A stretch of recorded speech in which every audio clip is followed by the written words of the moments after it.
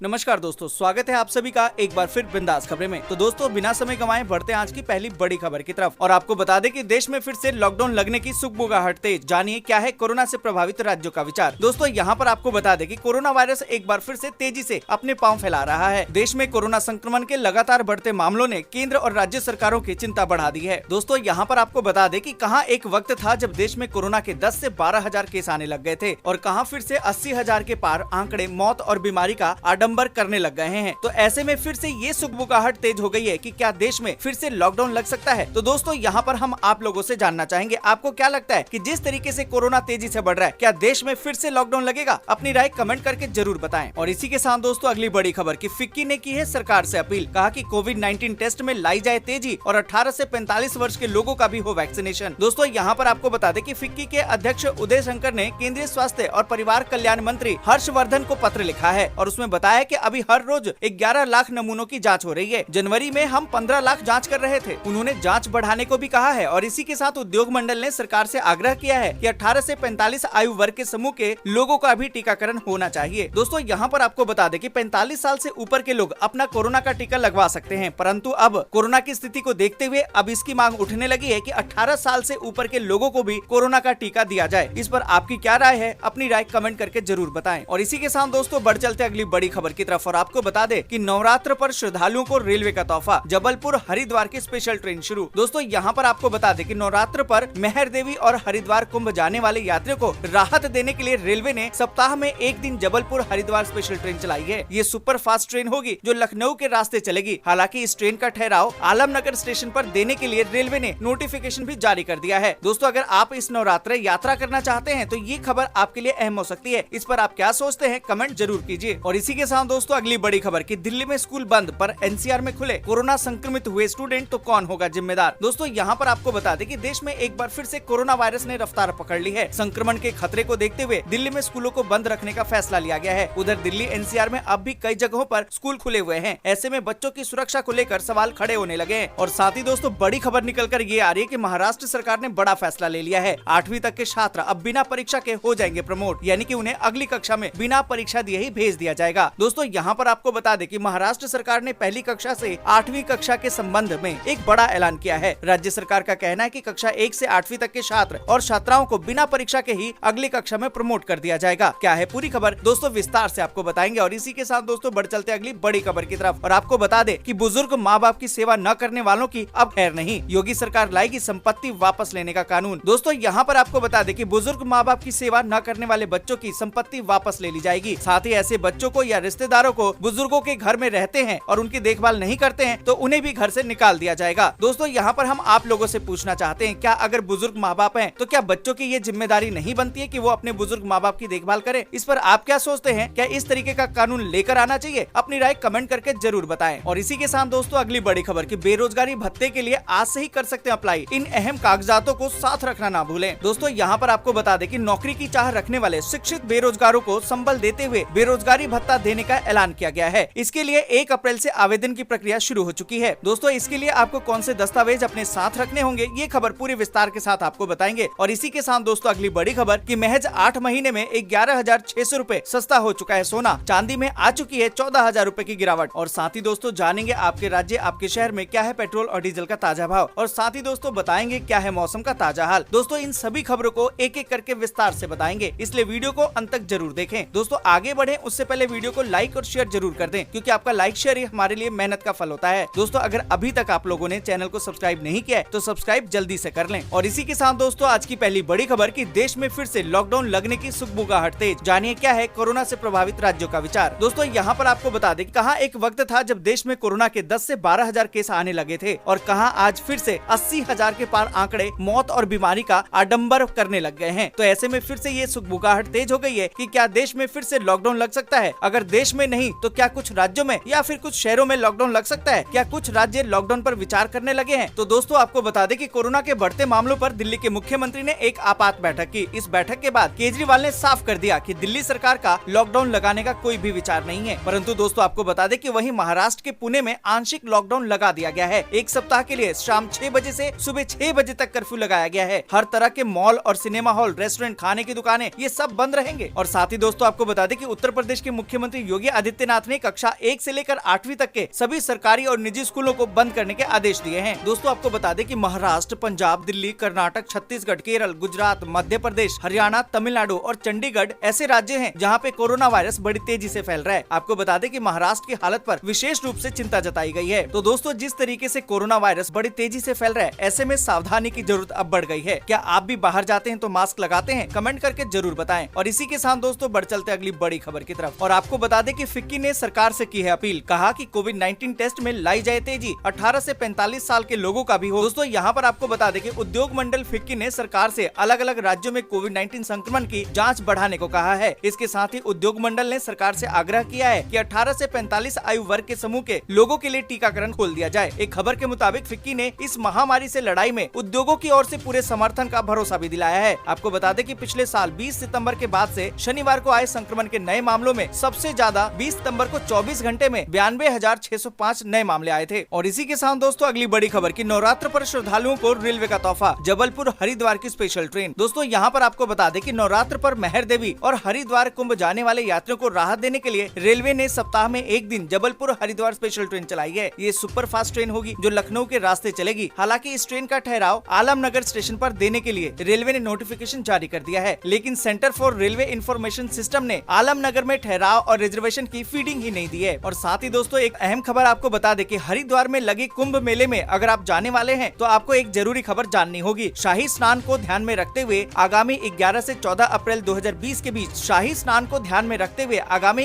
11 से 14 अप्रैल 2021 के बीच Haridwar railway station पर कोई भी ट्रेन नहीं रुकेगी। एक खबर के मुताबिक 12 अप्रैल से 14 अप्रैल महाकुंभ में शाही स्नान कार्यक्रम के चलते ये फैसला लिया गया है। खबर के मुताबिक इस दौरान पैसेंजर को स्टेशनों से बसों के जरिए मेले तक पहुंचाया जाएगा। और इसी के साथ दोस्तों अगली बड़ी खबर की दिल्ली में स्कूल बंद पर एनसीआर में खुले कोरोना संक्रमित हुए स्टूडेंट, तो कौन होगा जिम्मेदार? दोस्तों आपको बता दें कि दिल्ली में कोरोना वायरस के खतरे को देखते हुए अगले आदेश तक सभी स्कूल बंद रखने का फैसला लिया गया है। इस दौरान ऑनलाइन क्लास शुरू की जा सकती है। शिक्षा निर्देशालय ने कहा है कि दिल्ली में स्कूलों के लिए किसी भी क्लास के छात्रों को अगले आदेश तक नए एकेडमिक सेशन में नहीं बुलाया जाएगा। दिल्ली सरकार के इस फैसले के बाद दिल्ली एनसीआर में खुले स्कूलों को लेकर बहस छिड़ गई है। अधिकांश अभिभावकों का कहना है कि अगर उनके बच्चे कोरोना की चपेट में आते हैं तो इसकी जिम्मेदारी किसकी होगी? दोस्तों आपको बता दें कि देश भर में कोरोना की दूसरी लहर के बीच दिल्ली, उत्तर प्रदेश जैसे पड़ोसी राज्यों ने स्कूल बंद कर दिए हैं, जबकि हरियाणा में अभी इसको लेकर कोई आदेश नहीं दिया गया है। सोमवार से निजी स्कूलों में नया सत्र शुरू हो रहा है। ऐसे में निजी स्कूल प्राइमरी लेवल के बच्चों को बुलाने से पहले अभिभावकों की राय जरूर ले रहे हैं। वहीं सरकारी स्कूलों में अभी वार्षिक परीक्षाएं चल रही हैं, वहां सत्र शुरू करने को लेकर अभी तारीख तय नहीं हुई है। और साथ ही दोस्तों आपको बता दें कि हिमाचल सरकार ने 15 अप्रैल तक स्कूलों और कॉलेजों को बंद करने का फैसला किया है। और दोस्तों आपको बता दें कि महाराष्ट्र सरकार ने पहली कक्षा से 8वीं कक्षा के संबंध में एक बड़ा ऐलान भी किया है। राज्य सरकार का कहना है कि 8वीं तक के छात्र और छात्राओं को बिना परीक्षा के अगली कक्षा में प्रमोट कर दिया जाएगा। कक्षा 9वीं और 11वीं के स्टूडेंट के संबंध में भी जल्दी फैसला लिया जाएगा। और इसी के साथ दोस्तों बढ़ चलते अगली बड़ी खबर की तरफ। और आपको बता दें कि बुजुर्ग माँ बाप की सेवा न करने वालों की अब खैर नहीं, योगी सरकार लाएगी संपत्ति वापस लेने का कानून। दोस्तों आपको बता दें कि बुजुर्ग माँ बाप की सेवा न करने वाले बच्चों की संपत्ति वापस ले ली जाएगी। साथ ही ऐसे बच्चे या रिश्तेदार जो बुजुर्गों के घर में रहते हैं पर उनकी देखभाल नहीं करते हैं, उन्हें भी घर से निकाल दिया जाएगा। Uttar Pradesh state law commission यानी कि यूपीएसएलसी ने इस संबंध में मुख्यमंत्री योगी आदित्यनाथ को प्रस्ताव सौंपा है। इसके तहत माता पिता तथा वरिष्ठ नागरिकों के भरण पोषण और कल्याण कानून 2007 में संशोधन का प्रस्ताव दिया गया है। प्रस्ताव में कहा गया है कि अगर कोई बुजुर्ग ये शिकायत करता है कि उसके बच्चे उसकी देखभाल नहीं करते हैं तो माँ बाप की ओर से अपने बच्चे को दी गई संपत्ति की रजिस्ट्री और दान पत्र को निरस्त कर दिया जाएगा। प्रस्ताव में ये भी कहा गया है कि अगर कोई बच्चा या रिश्तेदार बुजुर्गों के घर में उनके साथ रहता है और उनके साथ दुर्व्यवहार करता है, उनकी देखभाल नहीं करता है, तो उन्हें भी घर से निकाल दिया जाएगा। और इसी के साथ दोस्तों अगली बड़ी खबर की बेरोजगारी भत्ते के लिए आज से करें अप्लाई, इन अहम कागजातों को साथ रखना न भूलें। दोस्तों आपको बता दें कि सरकारी प्राइवेट नौकरी के लिए एड़ी चोटी का जोर लगाने वाले और करियर में बेहतरी की चाह रखने वाले शिक्षित बेरोजगारों को संबल देते हुए बेरोजगारी भत्ता देने का ऐलान किया गया है। इसके लिए 1 अप्रैल से आवेदन की प्रक्रिया भी शुरू हो चुकी है। आपको बता दें कि झारखंड के मुख्यमंत्री हेमंत सोरेन की सरकार ने 5,000 रूपए बेरोजगारी भत्ता देने का ऐलान कर दिया है। अगर आप युवा हैं तो नए वित्त वर्ष 2021-22 में झारखंड में बेरोजगारी भत्ते के लिए अप्लाई कर सकते हैं। दोस्तों आपको बता दें कि अगर आप आवेदन करना चाहते हैं तो आपका मोबाइल नंबर जरूर होना चाहिए। आवेदन के लिए आधार कार्ड भी होना जरूरी है। अभ्यर्थी का बैंक में खाता होना चाहिए। आवेदक का बैंक अकाउंट आधार से निश्चित तौर पर लिंक भी होना चाहिए। अभ्यर्थी के पास सरकारी संस्थान का तकनीकी योग्यता प्रमाण पत्र भी होना चाहिए। आवेदक स्पेशल कैटेगरी से हो तो उन्हें विधवा, परिपक्वा,